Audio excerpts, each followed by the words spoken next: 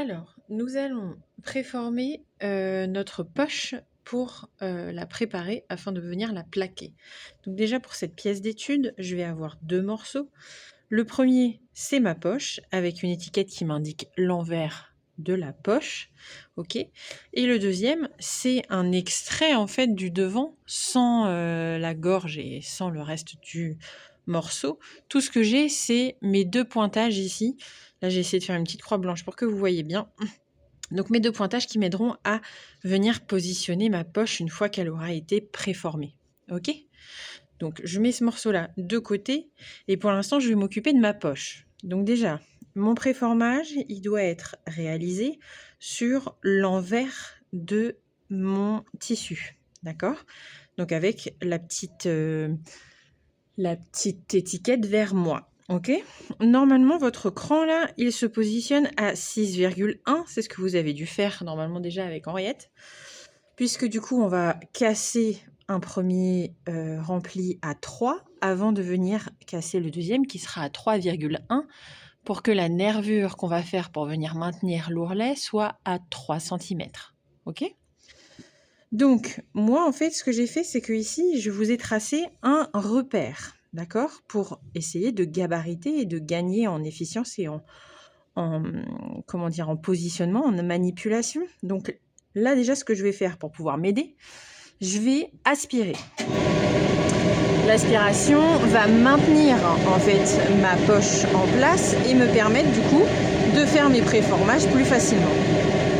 Donc là en fait, je vais pouvoir regarder ici que j'ai bien mon 3 cm.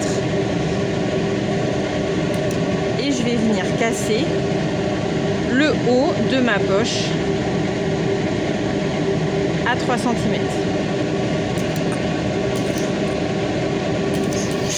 Donc, ou je me fie au 3, ou je me fie au cran et je casse légèrement au-dessus du cran. Mais c'est important que vous vérifiez bien de bien avoir les 3 cm. Ok ? Une fois que j'ai fait ça, et ben je fais mon deuxième rempli qui lui devrait être à 3,1.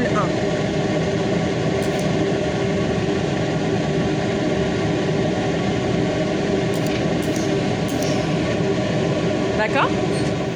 Une fois que j'ai fait ce premier cassage, je vais en profiter pour casser les deux angles. Donc ici, même topo.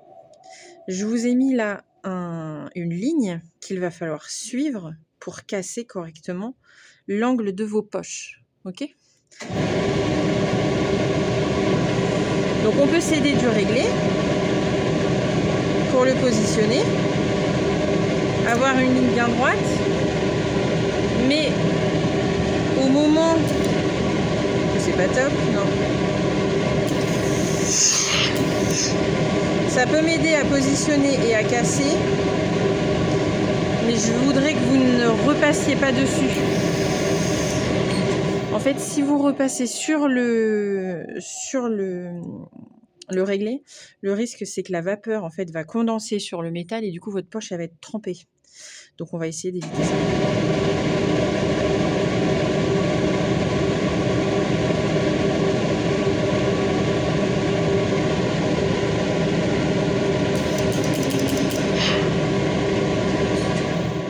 Quand je réalise ces préformages, je vais essayer de faire en sorte de ne jamais passer mon fer sur l'étiquette parce que le risque c'est que la colle se dépose beaucoup trop sur votre tissu et après vous aurez une trace qu'on aura beaucoup de mal, si ce n'est impossible, à enlever. Ok.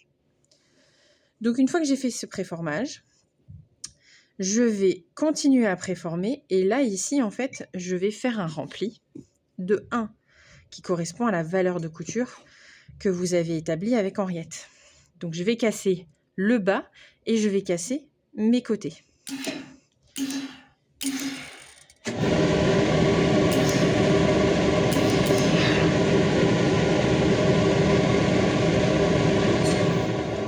Quand je vais venir sur le côté, je vais venir casser ici en ouvrant l'ourlet. Ok ?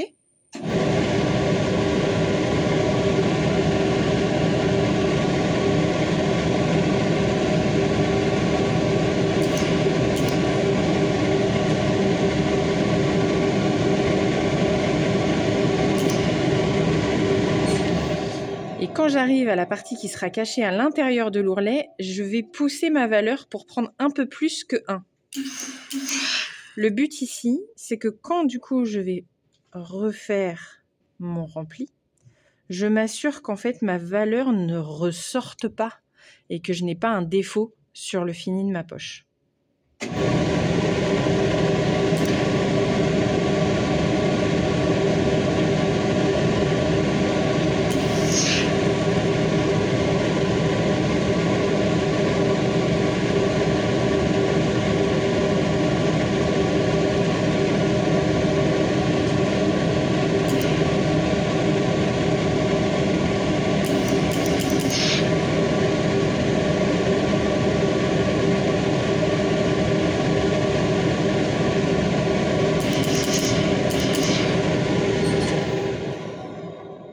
Une fois que ma poche est entièrement préformée, je vais contrôler sa symétrie. Ok ?